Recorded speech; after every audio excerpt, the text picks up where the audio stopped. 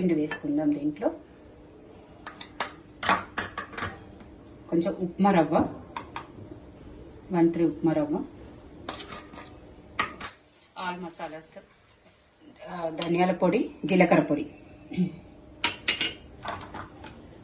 మిరియాల పొడి, ఇంకా ఆల్ వెజ్జెస్ అంటే క్యారెట్ తురుము,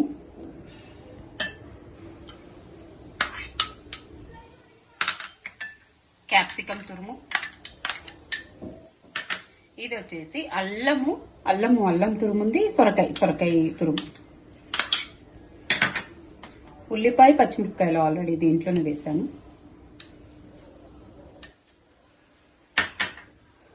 కొత్తిమీర, పెరుగు అనేది కంపల్సరీ వేసుకోవాలండి. పెరుగుతో ఏంటంటే మనకు మ్యారినేషన్ అవుతుంది. నిమ్మకాయ,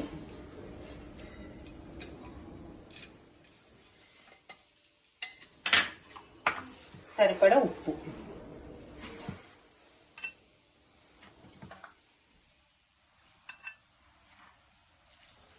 వాటర్ వేసుకొని కలపాలి.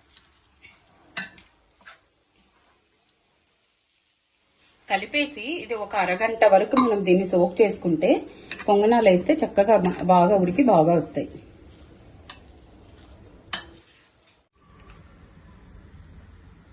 కొంచెం బటర్ వేసుకుందాం. బటర్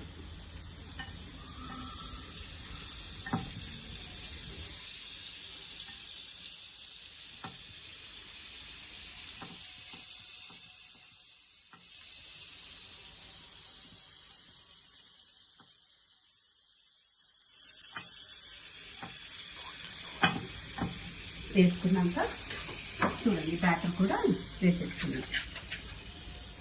ఇందాక మిక్స్ చేసుకొని పెట్టుకున్నాం కదా ఈ బ్యాటర్, రాగి పొంగనాలు మంచి ఆల్ వెజ్జెస్ బాగుంటుంది.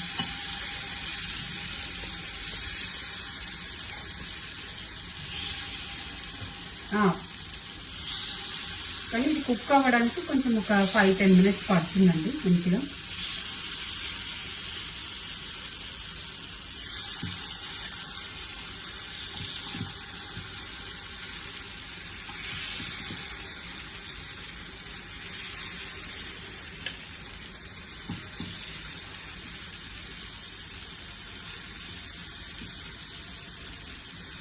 చూడండి మనం దానిపైన కూడా కొంచెం లైట్గా కొంచెం ఒక 1 స్పూన్ ఆయిల్ మొత్తం ఇలా వేసేసుకుందాం. ఇది వచ్చేసేసి ఆలివ్ ఆయిల్.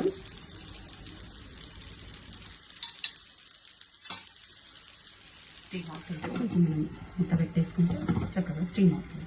ఒక 5 మినిట్స్ అయ్యాక ఫ్లిప్ చేస్తాం. చూడండి ఉడికాయి చక్కగా. మనం ఇది ఫ్లిప్ చేసుకుందాం.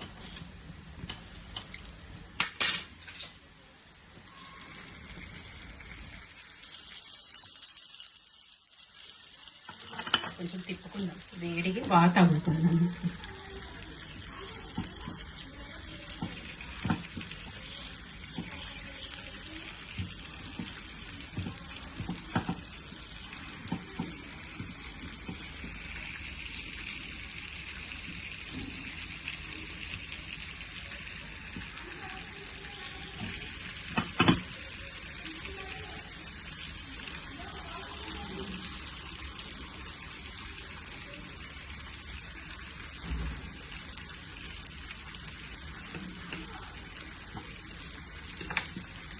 ఇది 5 మినిట్స్లో ఉల్లిపాయ ఇది మంచిగా ఫ్రై అయిపోతుంది. చూడండి ఎలా ఫ్రై అయిపోయాయో. మీకు ఇవి తీసేస్తే చూపిస్తాను.